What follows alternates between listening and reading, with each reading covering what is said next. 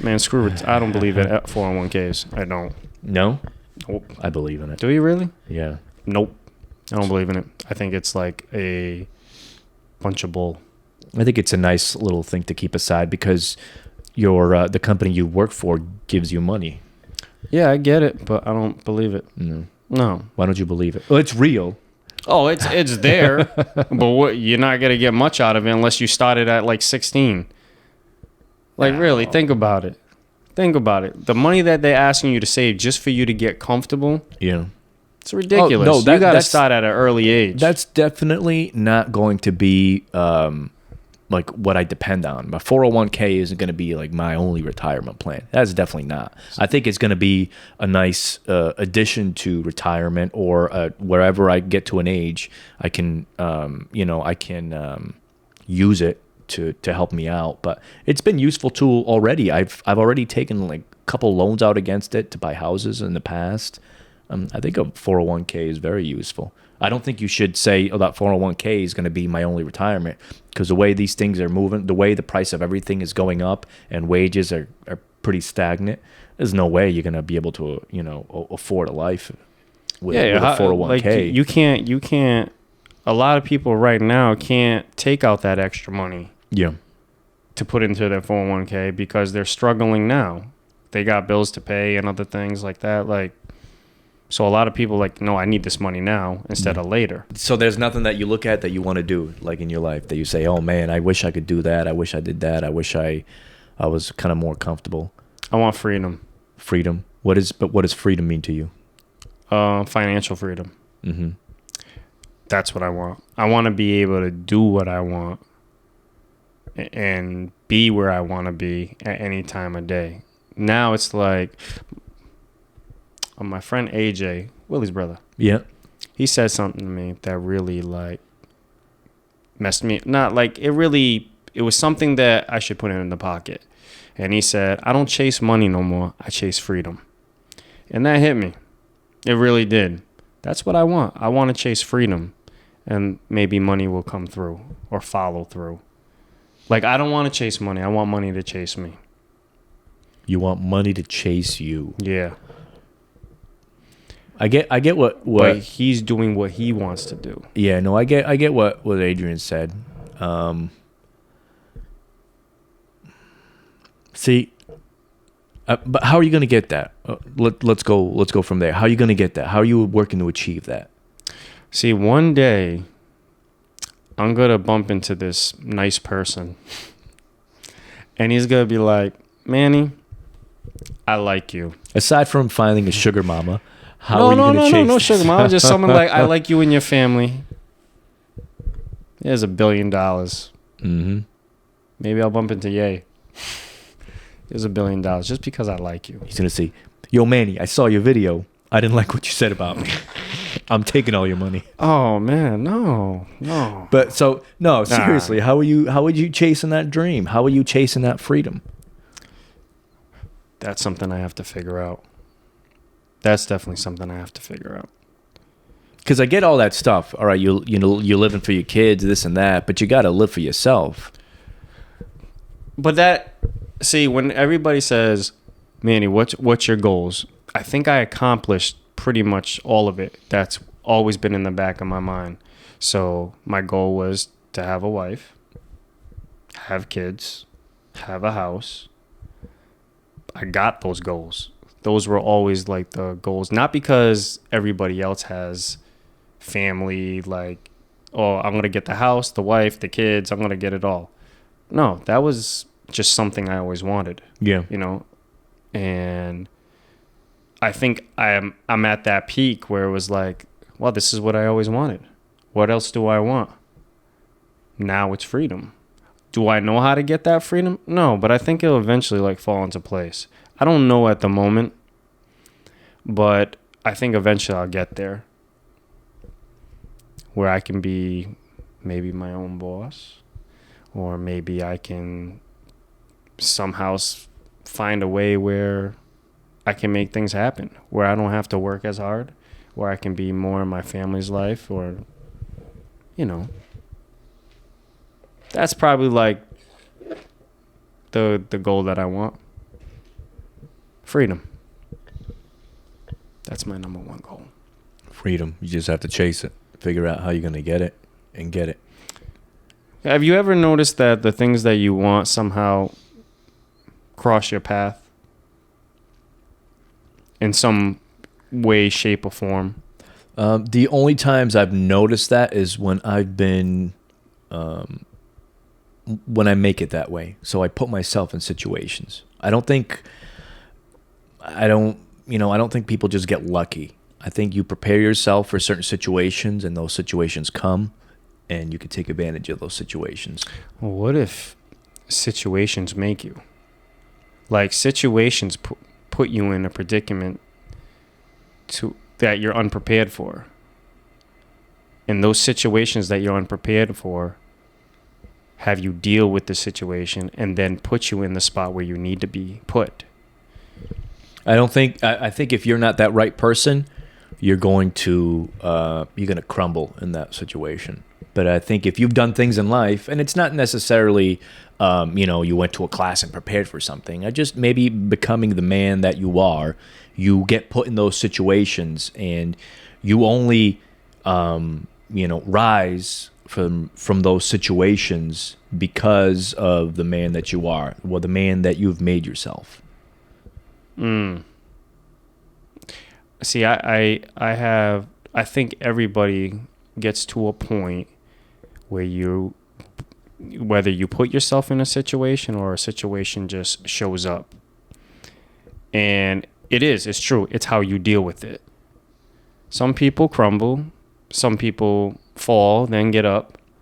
They'll fall again, then get up, and then wait a second. Lessons learned. So I think I've always been that type of person where a situation happens and I have to deal with it right then and there. I got to find a way to deal with it, or it's just going to stress me out. It's going to aggravate me. It's going to put me in a position where I don't want to be put in. And sometimes it's just out of my hands.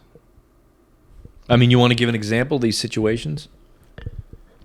Do I have any examples? Just like a generic. Of being like in a situation where I grew from? Yeah, right. Let me think.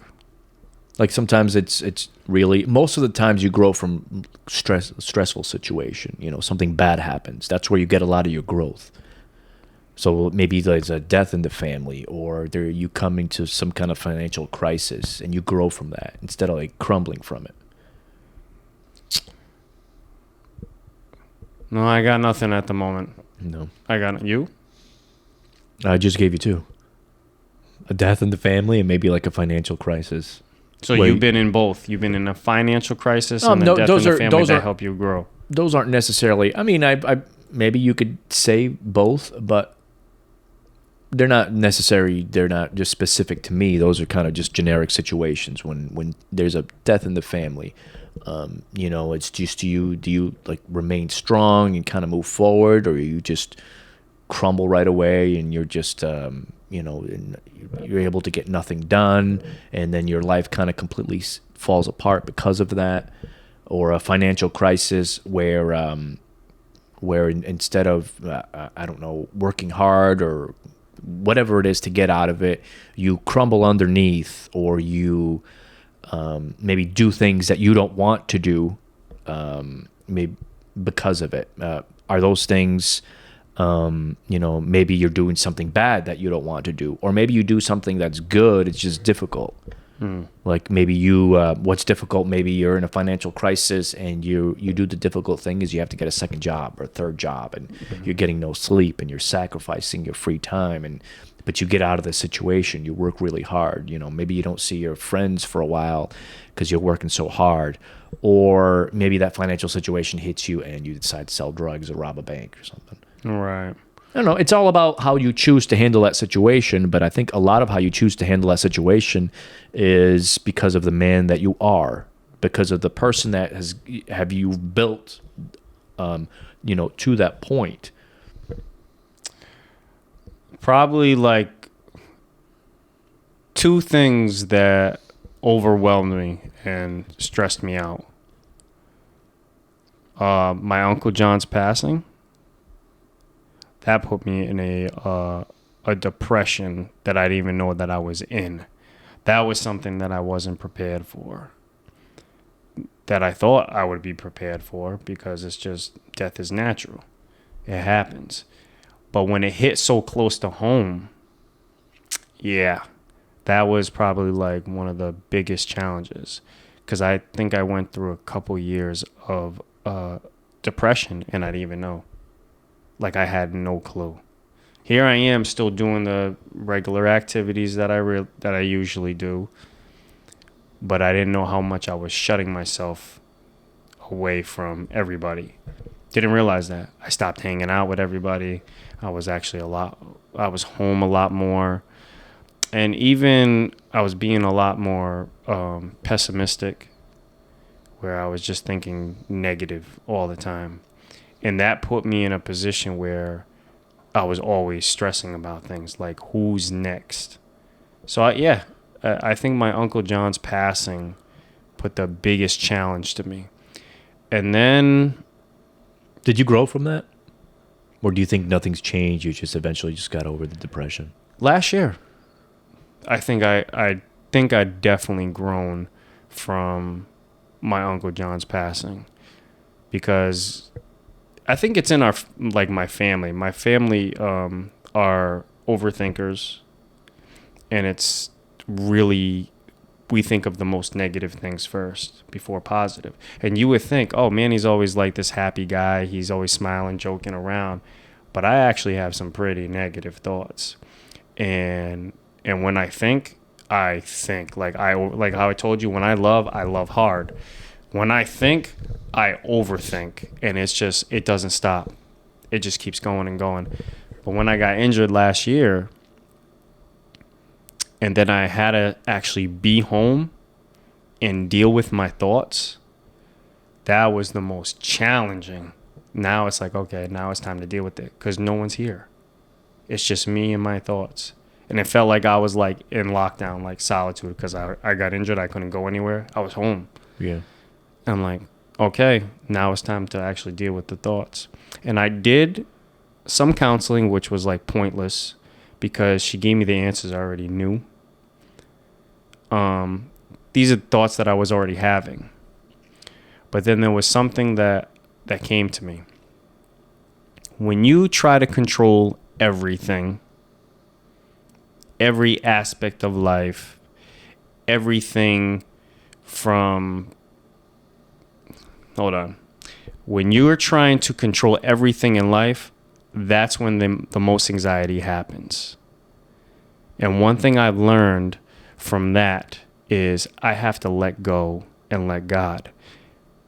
The biggest thing that I've learned from everything that I've gone through, I have no control over nothing. Because there's always going to be that something that's going to pop up and uppercut me out of nowhere. What can I do? I can look at the situation. Okay, this is what it is. Let it go. Because if I hold on to it, that's where the anxiety happens. That's where like the depression starts happening. Everything starts occurring where I'm just focusing on this one problem that's I'm probably making it 10 times bigger. And I realize at these moments that the moment I let it go and see it as it is what it is, this too shall pass. And it does. I have these moments that come in, they come through, but I'm like, okay, this is going to pass. And that's how I overcome it. Because people need to get in their mind, they can't control everything in life. You can have moments where you know how to deal with situations, but situations are going to happen. There's always going to be a new challenge. There's always going to be something bad happening. You can't avoid it. Everybody's going to go through it. There's a death in the family. Okay, it's my turn to deal with it. Someone else has already dealt with it. Yeah, because, both the situations that you mentioned, your death in the family, then your injury, those totally could have broken you down and just just totally completely broken you, where you got into some bad habits and bad situations, and then your life could have been going downhill really quick. Mm-hmm. Right? But you know, you've kind of risen from it, you've grown from it. Right. And the only reason why is because of who you are, because of your upbringing, your experiences in the past. So I think that's kind of what I mean by, you know, being prepared for a situation.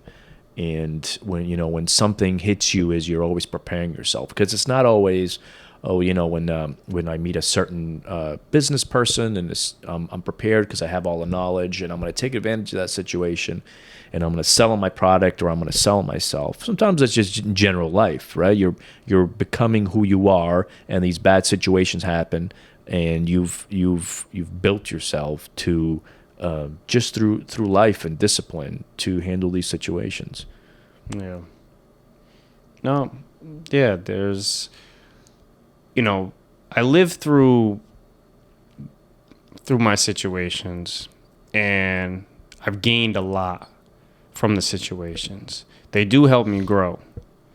You know, and even conversations that I've had with my mother. So my mother, there's one thing that she's always kept, that she always, there's something that she said that always stood, and I always kept it in my pocket.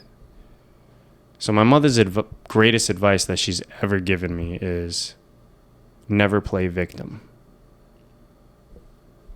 And that's always stuck with me. So every time I stop playing victim with situations that happen, she pops into my head. Don't play victim. You're not the only one that goes through shit. It's not just you. It's everybody. Everybody has obstacles, trials, and tribulations. Everybody goes through something. You're not the only one. Just brush yourself off and deal with it. And let it, either you deal with it or let it go. You know, I think your mom had some good advice there, because I think when you play victim, you're putting the blame on someone else. It's always it's somebody else's fault, and you're really not helping yourself. You're really not doing anything about it. You're really not doing anything to fix it. You're taking whatever occurred. You're saying, this happened to me. Yep. And I'm going to, and it's poor me. And if you don't do that, if you don't just always blame other people, you say, okay, what did I do wrong? You know, what could I have done better? And even something where you didn't fully do it to yourself. Let's say you go out to, you know, the New York City, you get into a bad neighborhood in the middle of the night, and you're out walking around with your gold chain, and somebody stops by, drives by, they stop, they rob you in the middle of the night. Can't do anything about it. You didn't do anything wrong, right? You were, I guess, a victim of a crime, but what did you do to put yourself in that situation? Could you have been maybe a little more intelligent? Could you have done something not to put yourself in that situation? Do you really want to be in a certain part of town at a certain part of night where you know it could be dangerous? Do you really want to be wearing really expensive jewelry in this part of town, right? Mm-hmm. Yeah, you were a victim of a crime, but you kind of got to look at yourself and say, you know what? What could I have done in that situation? I think if we all look at ourselves once in a while, and instead of just pointing the blame at everyone else, and just look at what you're doing, look at what could you have done better? Because you can't change those other people. There's always going to be bad people. There's always going to be bad situations. All you can do is change yourself and change what you do.